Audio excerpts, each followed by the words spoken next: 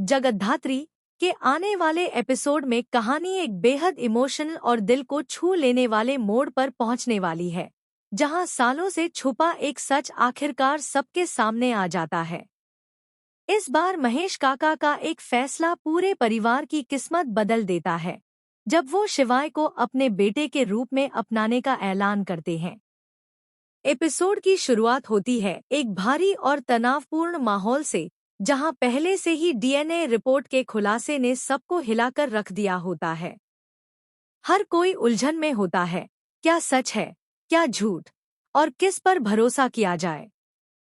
तपस्या, माया और बाकी परिवार के सदस्य अपने अपने सवालों में घिरे होते हैं।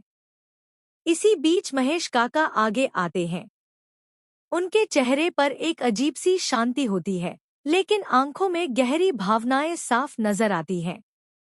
वो सबको एक जगह इकट्ठा करते हैं और कहते हैं कि अब वक्त आ गया है सच बताने का। जैसे ही वो बोलना शुरू करते हैं, पूरा घर खामोश हो जाता है। महेश काका बताते हैं कि शिवाय का उनसे सिर्फ एक सामान्य रिश्ता नहीं, बल्कि खून का रिश्ता है। यह सुनते ही सबके होश उड़ जाते हैं। तपस्या की आंखों में आंसू आ जाते हैं। माया भी हैरान रह जाती है, क्योंकि यह वही सच होता है जिसकी झलक उन्हें डीएनए रिपोर्ट में मिली थी। महेश काका आगे बताते हैं कि सालों पहले हालात ऐसे बन गए थे कि उन्हें यह सच छुपाना पड़ा। उन्होंने यह फैसला परिवार की भलाई के लिए लिया था, लेकिन इस झूठ का बोझ उन्हें हमेशा अंदर से तोड़ता रहा।